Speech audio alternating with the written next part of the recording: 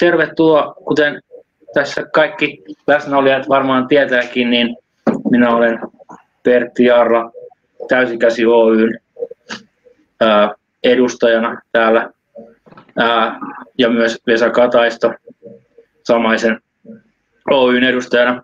Yleisössä on Täysikäsi Oyn edustajana Emmi Valve, joka ideoi tämän tällaisen virtuaalisen kirjan julkistamisen.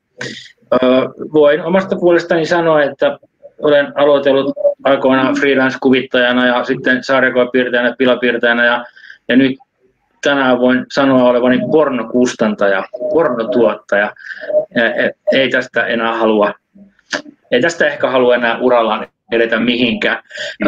Mutta me olemme nyt täällä kirjailija, sarjakuvataiteilija Tuomas Myllylän residenssissä työhuoneella ja ehkä hän voisi tähän tulla seuraavaksi vaihtamaan pari sanaa Vesa Kataiston kanssa tästä hienosta uutuusteoksesta. Tuomas, ole hyvä.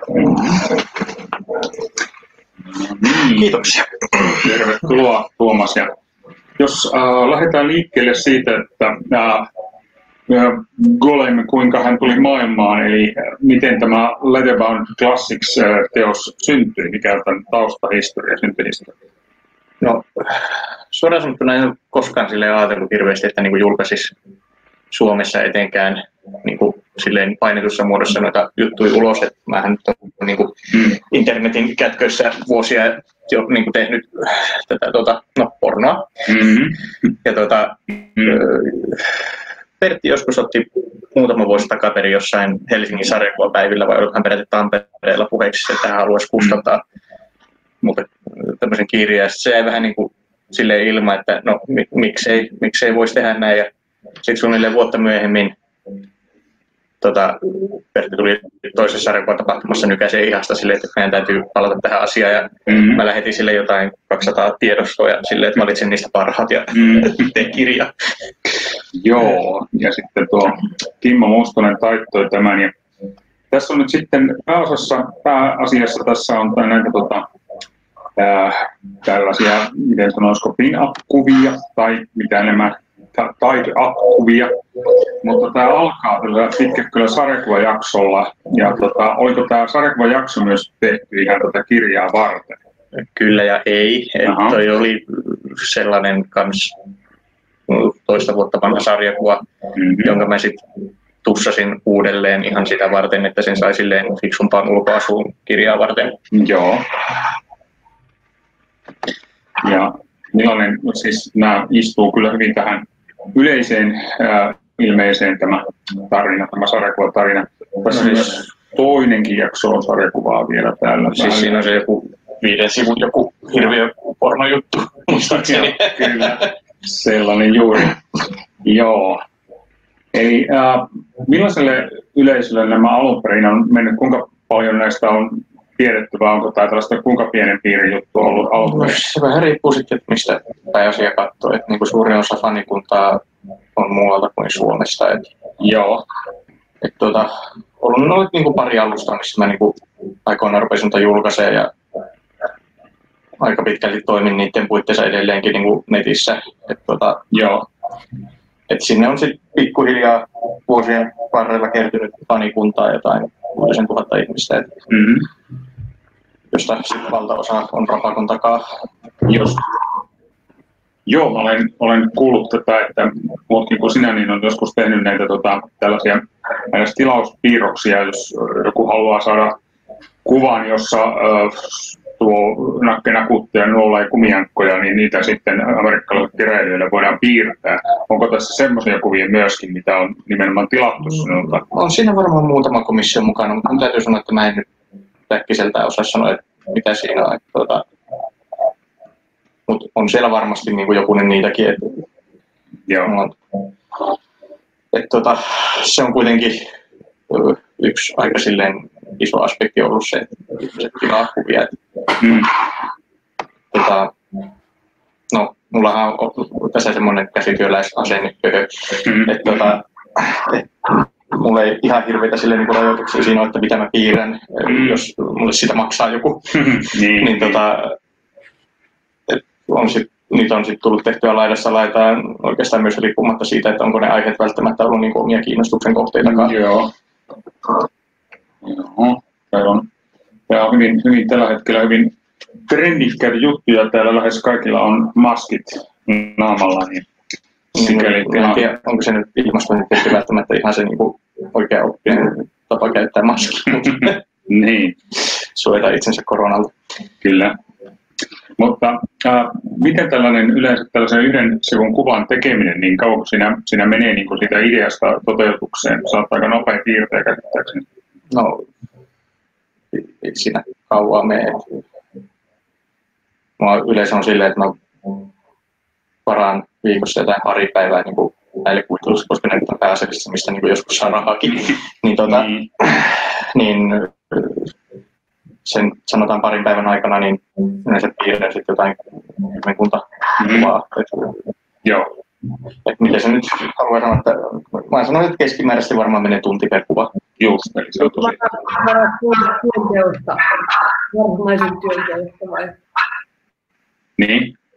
Joo, eli johtuen työnteosta. Niin, johtuen sun työnteosta vai, että siinä on se aika. Niin. Pätkii vähemmän, se on kysymyksessä selvää. Niin, voiko kysyä? Joo. Että varaa pari tuntia pois jostain varsinaisesta palkkatyöstä sivuun vai mitä? Ei, vaan siis ylipäätään siitä ajasta, mitä käytän piirtämiseen. Mä kuitenkin tuppaan tekemään jotain 3-4 projektia aina vähän päällekkäin, että niin mulla on aina jotain piirrettävänä. Tässä on tosiaan myöskin sitten väriliite mukana, eli ihan ei ole täysin mustavalkoinen teos. Kuinka pitkältä ajalta nämä piirrokset tässä ovat suurin piirtein, monenko vuoden ajalta? Olisiko silleen 2-3? Okei. Jossa kuitenkin se osa semmoisia, mitä mä laitoin silloin silleen melkein 2 vuotta sitten sähköpostissa Petille, että sitä myöten voi ajatella, että niin kuin sille ikää, että semmoista tuorempaa kamaa siinä ei varmaan ihan hirveitä määriä ole. Okei. Mutta tosiaan tämä on siis vain osa siitä kaikesta, mitä sinä teet. Eli sanoit, että sulla on 3-4 projektia päällekkäin, niin mitä muita sitten tämän nyt jo valmistuneen työn lisäksi, niin mitä nyt on tulossa lähiaikoina? No siis näiden lisäksi teen niin 2 nettisarjakuvaa, jossa toista teen Sari Sarjolan kanssa yhdessä, eli vaimon, ja sitten toinen, mitä teen ihan yksin. Ja sitten yleensä mulla on joku albumiprojekti sit siinä sivussa menossa, että tällä hetkellä se on sitten Petri Hiltusen kanssa yhdessä toteutettava Troll Patrol-albumi, joka on sitten tällaista kosmista kauhua, peikkoja ja toista maailmansotaa. Joo, minkälainen, niin se on joskus sitten ensi vuonna. No ensi keväällähän tässä on tähätty. Nythän tulee siitä toisesta nettisarjakuvasta, eli tästä Jumalsurmasta, niin, joka on siis englanninkielisenä tuolla netissä, mutta siitä tulee nyt painitussa muodossa suomenkielinen versio silleen ensimmäiset 3 lukua, eli 75 sivua. Eli kuinka paljon keskimäärin niin viikossa syntyy sarjakuvaa tai kuvituksia sun? Se taas vähän riippuu viikosta. Et esimerkiksi nyt viime viikko on mennyt niin, että koiranpentun keskittyessä, että se ei ole mitään ihan hirveitä määriä, mitä on saanut aikaiseksi. Mutta sitten saattaa olla semmoisia maanisia jaksoja silleen niin kuin työnteossa, että sitä syntyy ihan hirveitä määriä uutta materiaalia silleen lyhyessäkin ajassa. Yleensä ne menee semmoisina sarjoina, ne hommat, että nettisarjakuvaa mä yleensä pyrin tekemään silleen semmoisen useamman sivun tasan, jota voisi julkaista seuraavan pari viikkoa eteenpäin. Kyllä.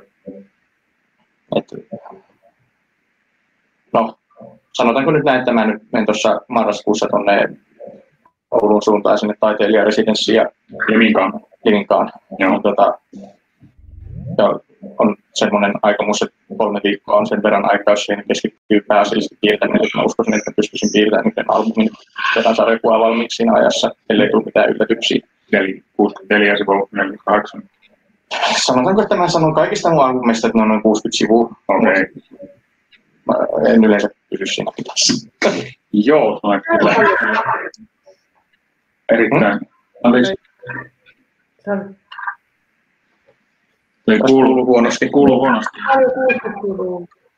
60 sivua, niin. Joo, se on. Kustantajatkin ovat sitten hämmästelleet tätä. Siinä on tahtiakin kieltämättä, että harva suomalainen sarjakuvatekijä niin voi sanoa, että menin 3 viikoksi ja tein siinä ajassa 60 sivua. Ja ilmeisesti siinä ei, jos näissä sanoo, mitä tunti suurin piirtein per kuva, niin ei siinä sitten yhteen sarjakuvasivuunkaan niin kauhean montaa mene ilmeisesti. No se keskimääräisesti varmaan menee se tunti, ellei sitten joku semmoinen yksittäinen iso ruutu, missä on tapahtunut tosi paljon, niin sitten tietysti vie enemmän aikaa.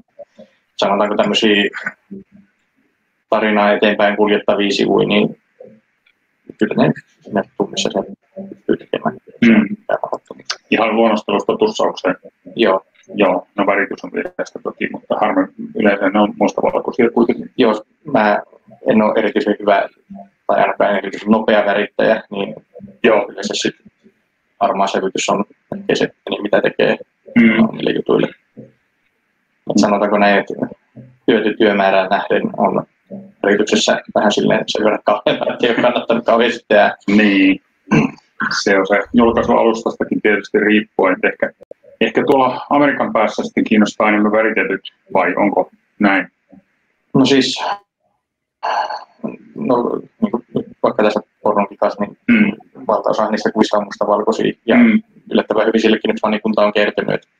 Mä silloin tällöin jaksaessani ja joutaessani väritin jotain, yleensä jotain yksittäisiä kuvia, että en mä kokonaisia sarjakuvia olisi voinut yrittämään. Joo, no. Miten sieltä päästä tuleva palaute sitten, sanoit, että siellä on noin näissä ryhmissä, että joku 6000 ihmistä suurin piirtein siellä käy, niin paljonko tulee palautetta niistä sieltä sitten sinulle päin? No vaihtelevasti siinäkin, että no, jos nyt puhutaan niin kuin suomalaista skenestä ylipäätään, niin sitä kommentointia niin kuin, ei yleensä ole niin kuin yhtään. Joo. Ja, mutta sitten niin kuin, kyllähän no, sanotaanko, että siellä on niin kuin muutamia innokkaita ja faneja, jotka myös sanoo sen ääneen. Joo. Ei nyt mitenkään sanotaan kommentteihin hukunen mun päivityksen, että se on toisaalta ihan ok. Niin. Tiedostan, että varmaan paljon enemmän saisi palautetta, jos jaksaisi vastata siihen, mutta sitten mieluummin käyttää sen ajan piirtämiseen. Toki joo, ei meistä. En kaikki aika voisi mennä sitten selvittelyyn, mitä tarkoitat ja mitä voisit tehdä ja mitä ettilisiä ja niin poispäin. Niin tämmöistä toisarvosta verrattuna piirtämiseen kaikki sitten. Kuinka pitkään tämä on nyt tämä sun tämmöinen päätoiminen piirtäjäura nyt jatkunut tähän mennessä? Onko se kuinka monta vuotta, että sä oot tehnyt pääosassa vaan piirtänyt? No siis, eikä sitä niin kuin isommassa mittakaavassa voinut tehdä vasta 2015 jouduin sairauslomalle, jolla edelleenkin olen. Okay. On sitten ollut huomattavasti paremmin aikaa niin istupiirustuspöydän ääressä, mutta kyllähän mä aika paljon loppupeleissä aikaisemmin kuin nyt edeltävän 5 vuoden aikana, jolloin työskentelin maatalouslomittajana samaan aikaan. Et en mä nyt silleen voisi sanoa päätoimiseksi minkään tekijäksi itse tällä hetkellä. Se nyt, mihin yleensä aikani käytän, on piirtäminen. Joo. No. Ja että eläinten vahtimisen ohella niin piirtäminen. Joo.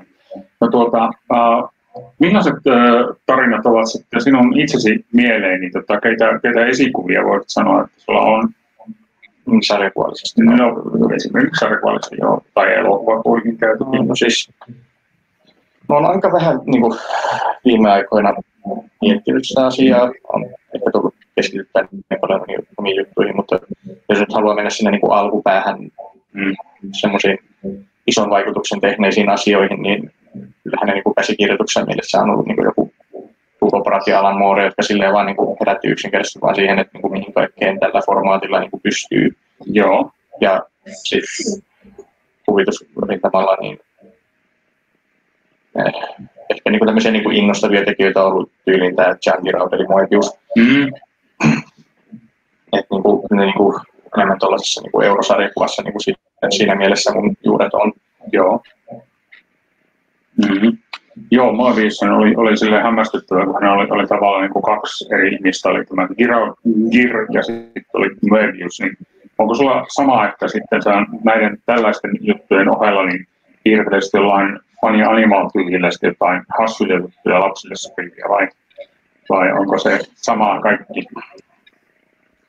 No ei nyt voi sanoa, että varmaan samaa kaikki. Että, niin kuin mä sanoin aikaisemmin, että olisi kyse sitä aikuisviihteestä tai mistä tahansa muustakin, niin jos mulle maksetaan, niin kyllä mä tiedän hassuja eläimiä. Rahasta.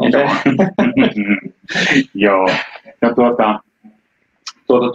sulla on näitä, tunnetaan varsinkin näistä, ketkä nyt yli tuntevat, niin tietävät nämä historialliset tai puolihistorialliset barbaaria tällaiset tarinat, niin mitä kaikkea sulla on nyt siltä saralta on tulossa sitten, paitsi tämä Hintusen kanssa tehtävä? No siis, no yksi on tietty tämä jumalsurma, joka on kuitenkin aika paljon niin kuvastoltaan ja muuta niin kuin, ottaa vaikutteita niin kuin just tällaisesta myöhäisantiikki- ja varhaiskeskiaika julkista, mutta en mä nyt niin kuin tällä hetkellä tee mitään albumia suoranaisesti. Se mitä mä oon suunnitellut sinne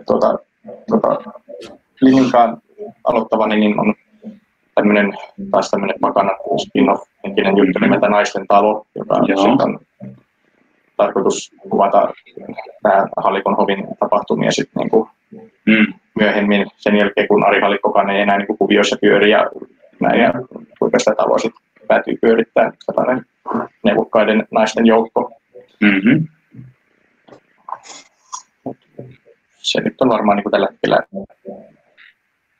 siihen niin kuin saraan eniten liittyvä homma, että onhan mulla sitten, jos niin kuin historiallisia miettii, niin edelleen toivoisin, että ensi vuonna pääsisin kunnolla käsiksi, niin on pitkään tarkoitus tehdä sarjakuvaa 30-vuotisesta sodasta ja varsinkin suomalaisten toilailusta siellä. Niin kuin myöhäisantiikki, varhaiskeskiaika on itselle niin kuin historiallisesti kiinnostavimpia aiheita, niin samalla tavalla sitä on ollut myös 1600-lukua ja niin haluaisin tehdä joskus jotain siihen liittyvää. Joo. Ja niin kuin mainitsit yhtenä esikuvana esimerkiksi Hugo Prattin, niin Prattillahan oli ennen kuin hän kikkasi tämän Corto Maltesen, niin sitä ennen hän teki niin kuin kaikenlaisia aarresaarisovituksia sun muuta, mitä ikinä olikaan, kaikenlaista vähän nykysilmällä katsottuna hieman kummallista oli tätä Pataessa mestarin varasta tai mikä se sitten olikaan ja tämmöistä niin kaikkea. Se on harmi, että Suomessa ei ole tällä hetkellä varmasti tällaista sarkva-lehdistöä, että on toki niin kuin kevyt metalli, mutta siihen se vähän sitten tällä saralla jää, eikö? Joo, aika pitkälti. Että olisi tietysti kiva, jos toinen 100-sivuinen pläjäys tulisi joka kuukausi kioskeihin, niin sitten että se vielä menisi kaupaksi. Siitä saataisiin sitten jo kivasti elantoa muutamallekin tekijälle. Ainahan siitä voi haaveilla. Niin, kyllä, on monta vuotta sitä ajatellut itsekin, mutta niin, millaisia juttuja sitten vielä tuolla tulevaisuudessa siitä, että jos olisi niin kuin täysin, oletko hakenut rahoitusta johonkin projektiin ja apurahasysteemihän on se hyvin tärkeä monelle tekijälle, niin oletko sitä kokeillut? No, kyllä mä aina säännöllisesti joitain apurahoja, harvemmin kyllä mitään saa. Että varmaan ensimmäinen kerta, kun sain mihinkään projektiin apurahaa, oli nyt sitten just tämä Troll Patrol, mitä tein Hiltusen kanssa yhdessä. Siinä meillä nyt on. Ei tietenkään mikään iso apuraha, mutta kuitenkin silleen kaikki on kotietteen. Kyllä toki, ja sitten tietysti noin kirjastokorvaukset tällaiset, no enpä tiedä sitten monenko, toivottavasti kaikkiin kirjastoihin tämäkin hankitaan, mutta voi tietysti olla, että jokainen ymmärrä tämän arvoa. Katsot nähtäväksi jää. Joka tapauksessa tämä on nyt julkaistu sitten ja vielä englannin kielellä, että tässä ei pitäisi olla mitään niin kuin sellaista kielimuutongelmana ainakaan, niin toivotaan, että tämä nappaa tuolta vaikka internetin kautta sitten ja lähtee myymään ainakin 10 kappaleita. Toivottavasti, että kyllä niin kuin, ainakin mitä nyt on yleiset palautetta saanut, kun on eri nettialustalla mainostanut sitä, niin se niin kuin, tuolla fanikunnassa kuitenkin tuntuu sitä niin kysyntää olevaa, ja siihen oli se syy, miksi tehtiin englanninkielisenä tämä julkaisu. Joo. Suurin osa potentiaalisista niin kuin ostajista on sitten ulkomailta kuitenkin. Joo. Tämä on nyt tosiaan Leatherbound Classics on nyt saatavilla kaikista hyvin perustetuista Turun sarjakuvakaupoista esimerkiksi.